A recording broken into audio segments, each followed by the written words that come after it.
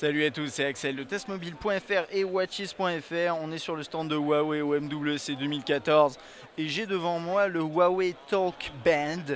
Talk Band, donc band comme un bracelet et talk comme parler, parce que vous allez voir, c'est un terminal qui est, enfin c'est un terminal, c'est un appareil, un accessoire plutôt qui est vraiment dédié pour la discussion, mais pas uniquement, la conversation. C'est le Talkband B1, voilà, ça c'est le nom, son petit nom. Alors, juste pour les specs, il y a très peu de specs, hein, mais en gros, c'est un écran OLED flexible, 1,4 pouces, juste ici. On a une batterie de... alors là, j'ai des chiffres un peu étranges, mais seulement 90 mAh. Vous allez comprendre pourquoi, parce que c'est un petit OLED. Hop, quand on appuie sur le bouton, ici, vous le pouvez voir. Ça, c'est vraiment très... voilà, il n'y a rien et vous voyez très peu, parce que c'est très difficile à filmer avec la luminosité ambiante, mais je vais vous expliquer en gros ce qu'il permet de faire.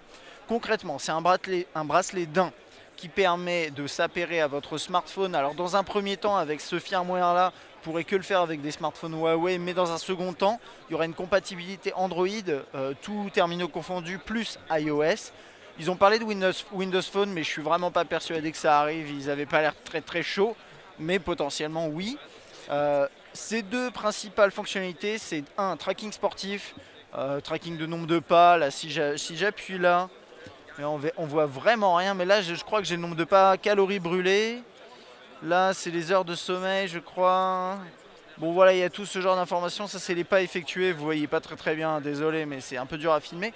Mais en gros voilà, c'est très basique au niveau du tracking sportif, mais vous avez ça et vous pouvez l'appairer à votre smartphone et avoir ensuite des informations dans une application spécifique. Deuxième chose, c'est que c'est un bracelet qui en fait plus que ça, ou qui est en fait moins qu'un bracelet d'une certaine façon, puisque en fait, quand vous appuyez là, oups, voilà, c'est tout simplement un kit main libre. Donc en fait, vous le sortez de ce truc. Imaginons que vous avez un appel, vous voyez écrit, vous le sortez du bracelet, vous mettez ça dans votre oreille. Donc c'est un kit assez classique. Je sais pas s'il est très confortable avec ce truc là, mais bon, à voir. Et après, vous pouvez passer jusqu'à 7 heures d'appel, ça c'est l'autonomie annoncée. Vous le remettez là-dedans, ça se plug. Donc je sais pas si je suis super fan de l'idée, en tout cas c'est très original. Il y a un autre petit truc qui est vraiment top. Enfin, il y a un petit truc qui est vraiment top. Le bracelet a l'air très bien, hein. Ça a l'air confortable, mais c'est du classique, hein. On a déjà vu des appareils comme ça.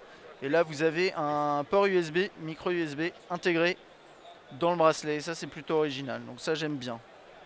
J'aime bien, c'est un appareil, je sais pas, c'est pas un appareil, c'est un accessoire vraiment. Un accessoire qui sera proposé à 99 €. Et vous l'aurez aussi en pack avec le MediaPad X1 avec un lot ensemble qui sera à 349 ou 4... 300... Non, 399 c'est pour la média... Attendez, je suis désolé, j'ai besoin de sortir le chiffre que j'ai noté parce que je veux pas vous dire de bêtises. Je me suis noté 449 € pour les deux. Parce que bon, vous verrez dans une autre vidéo, mais la MediaPad X1 elle est à la base à 399 €, donc ça fait quand même une petite économie si vous achetez les deux en même temps. C'est un peu le même délire que pour la Gear et le Note 3, même si c'est pas du tout le même genre d'appareil.